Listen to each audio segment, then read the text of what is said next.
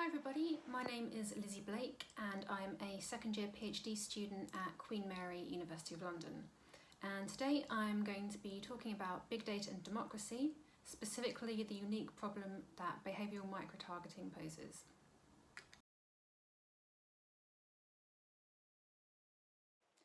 So I'm going to give a quick summary of what I'm going to be talking about today. Needless to say, this is a very large topic. There's debate constantly ongoing about it. In the last 2 days, there's been the Boycott Facebook campaign, which is about many major companies boycotting the platform because it's refusing to regulate hate speech. So something I'm going to be talking about a little bit later today is disinformation. Some parts of disinformation can potentially come under hate speech, so that's why I've mentioned that now. However, that said, we've only got 15 minutes today, so there's a lot of things that I'm not going to be able to cover. So instead, my main aim here is to provide a comprehensive overview of why I feel behavioural microtargeting is problematic for democracy. So, in order to do this, I am going to structure my talk as follows. So firstly, I'm going to frame the conversation using the Cambridge Analytica scandal. I'm using this Cambridge Analytica scandal as it's arguably the most famous example of the use of behavioural microtargeting. So I'm going to talk a little bit about that and what went on. Then I'm going to go into more depth about my two key themes, that's behavioural microtargeting and also democracy. So I'm going to provide a bit of a definition there and put them in context. Then I'm going to address 3 issues that behavioural microtargeting is associated with and why I argue that when these are combined, they are exponentially problematic for democracy. So, like I said, there are more issues than these 3, but given the time constraints, these are the ones I'm going to talk about today. So these issues are, firstly, the spread of disinformation. Secondly, the creation of filter bubbles and also the psychological effects of filter bubbles. And then finally is the culmination of the others, the polarisation of the electorate.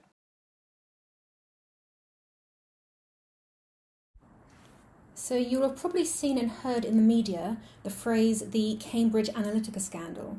So I'm going to talk a little bit about what that is, how it's connected to Brexit, how it's connected to Trump, and what Facebook has got to do with it all.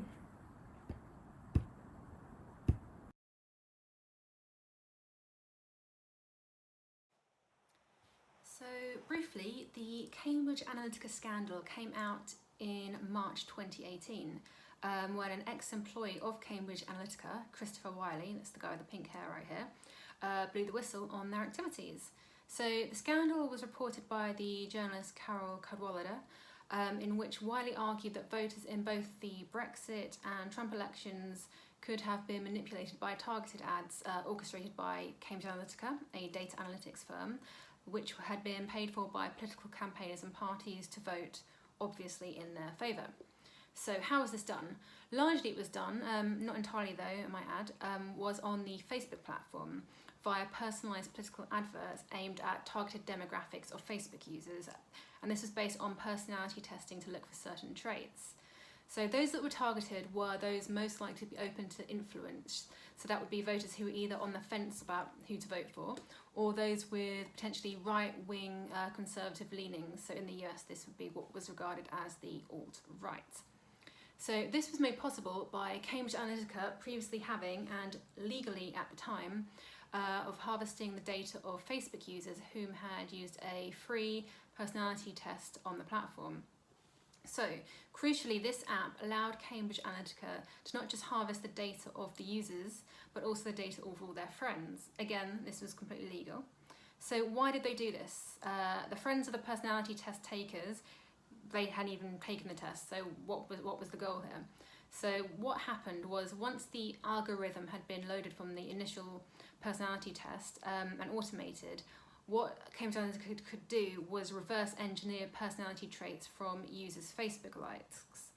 So this meant that Cambridge Analytica's algorithm could analyse your Facebook activity to get a good idea of how you were or were not intending to vote, and subsequently target you using Facebook ads as just the right political content to help you make up your mind in their favour. And by August 2014, it was estimated that 87 million Facebook users had had their data harvested by Cambridge Analytica.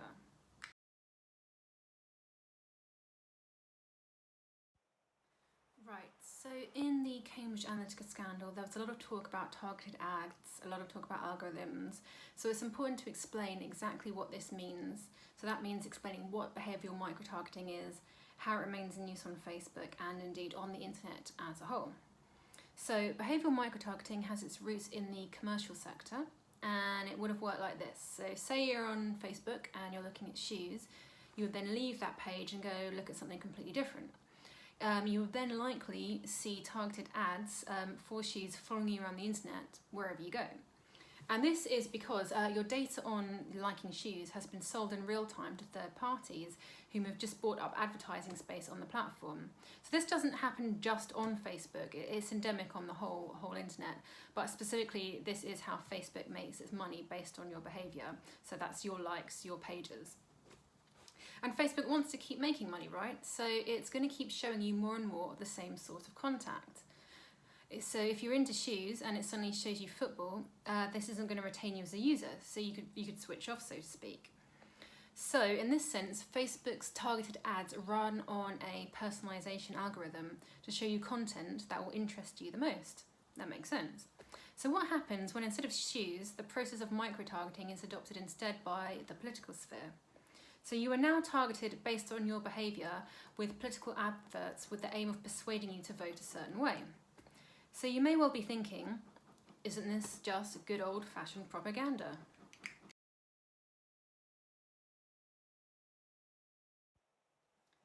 So here is the difference. Propaganda, yes, is targeted at demographics for specific aims. Behavioural micro-targeting does that, sure, but there are three key differences. Firstly, it's micro-targeted, so that means it's targeted at a specific individual, not a demographic. But you could still say, that is propaganda. But here's the thing, it's unable to be seen by anyone else, just the user who receives it. That's very different to propaganda you may get on the television or you could receive in leaflet form. And finally, it's unable to be fact-checked because it's only that one specific user that receives it. So this is in contrast again to, say, for example, mainstream media ads, which are able to be debated and also critiqued.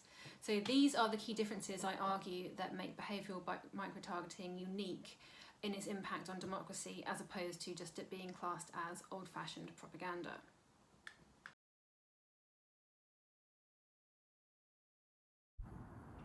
Okay, so I've stated what behavioural micro-targeting is, and we know how it was used in the Cambridge Analytica scandal. So what about democracy?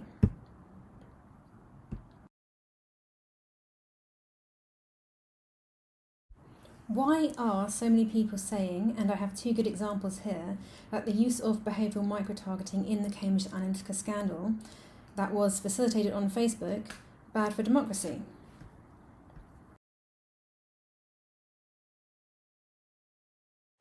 So before we can answer this question, we need to look at what democracy means in this context. So first of all, democracy is of course a contested term, but in this instance I'm referring to liberal democracy, that is the most prevalent form of representative democracy, whereby the public elect representatives, i.e. the government, to govern on their behalf, that is the electoral mandate. So in order to do this correctly, i.e. democratically, the government needs to be elected via free and fair elections. So what do I mean by this? Essentially, voters are free to vote without coercion from third parties, and that their votes are accurately counted, i.e. they're free from corruption.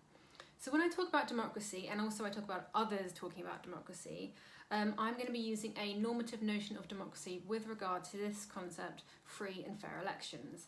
So I argue there's three main principles, again, normatively, of free and fair elections. They are A, autonomy, B, agency, and C, public discourse. So what do I mean by this? Firstly, autonomy is the ability to make a decision to choose who to vote, or indeed who to not vote for, without third-party intervention. Agency is the ability to carry out this act of voting or not voting independently. And finally, it is this decisive act is the result of the deliberation via public discourse. That is the discussion or debate, or even simply exposure to the views of others with whom either the voter agrees with or, importantly, also disagrees with. Right, So we have now clarified what the Cambridge Analytica scandal is, what behavioural microtargeting is, and what I mean in this instance by democracy. So I'm now going to address 3 issues that, as I stated in the summary, I believe pose a potential problem for democracy. So these are the spread of disinformation, the growth of filter bubbles and their psychological effects, and the polarisation of the electorate. So I'm now going to look at these 3 in turn.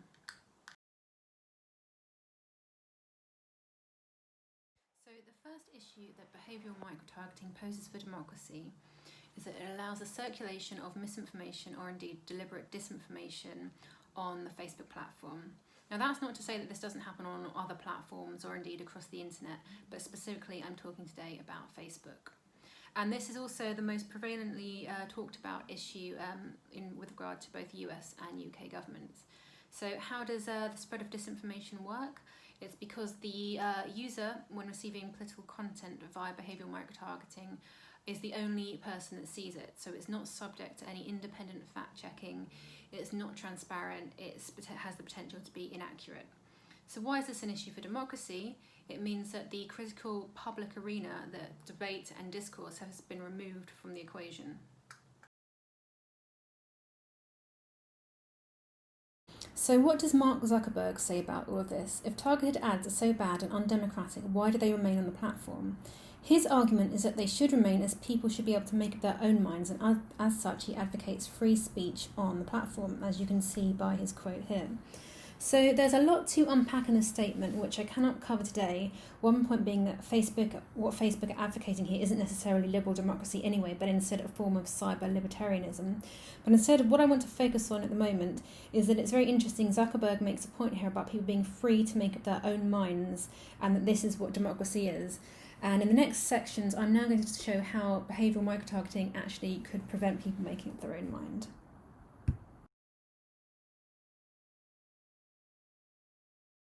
So I've just shown how behavioural microtargeting allows the spread of disinformation and that it is non-transparent and unable to be fact-checked due to the removal of the public discourse.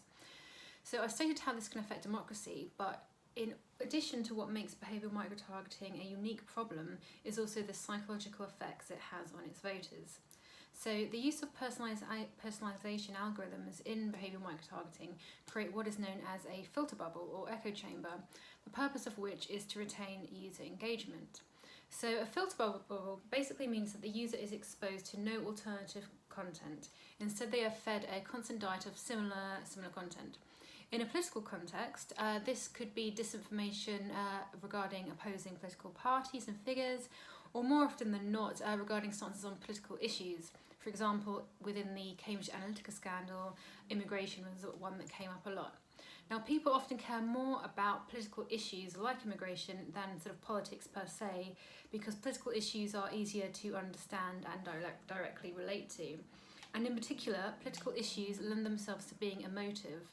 And as was the case in the Cambridge Analytica scandal, that targeted ads were developed to produce irrational responses based on political issues, and this was part of a coordinated tactic which was part of something called PSYOPs, which Cambridge Analytica essentially has its roots in, which is a military technique used in order to win the hearts and minds of a population. Now, this can have substantial psychological effects on users who are within the filter bubble of constant similar content and therefore devoid of public debate. Whereas normally, emotionally charged responses to ads would wane over time or be refuted by external sources, in the filter bubble, they just sort of circulate and begin to fester.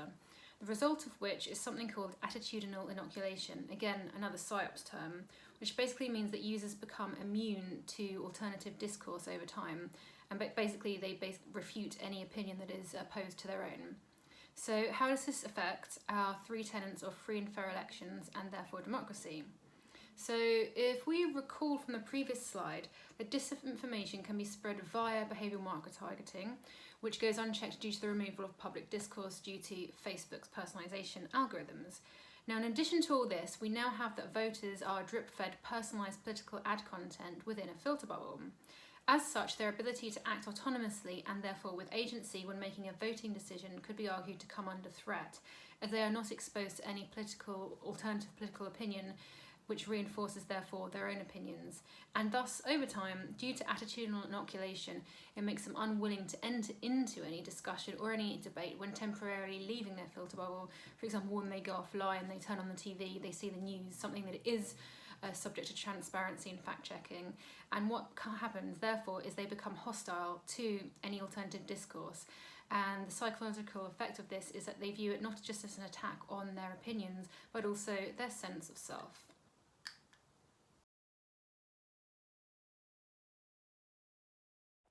So this leads to the final issue that I argue behavioural microtargeting poses for democracy, and that is the polarisation of the electorate. So how does this happen? So looking at the previous slide, it was shown that attitudinal inoculation via the creation of filter bubbles over a prolonged period can cause voters to not just not respond to opinions outside of their own, but often lead to open hostility towards them.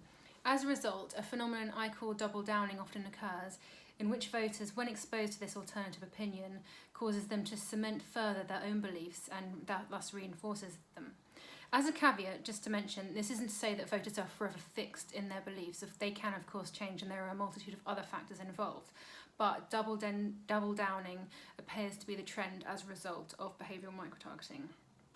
So, at this point, because of this issue, whether the information is accurate, i.e. whether it's disinformation or not, is actually moot, because challenging voters' opinions at this point conversely can actually become detrimental to somebody wishing to change their opinion, because they're just going to double down on their initial belief, no matter what you say. So the result of which leads to an increasingly polarised electorate who are increasingly, again, susceptible to populist leaders who seek to exploit the us and them divide that's starting to occur. So if we return back to the Cambridge Analytica scandal, whilst of course behavioural microtargeting is not the sole factor in the creation of a polarised electorate in both the US and the UK, indeed of course there are many other factors, I argue that it is actually reasonable to suggest that behavioural microtargeting is indeed a considerable factor that has led to a developingly polarised world. Right, so how again has this affected democracy?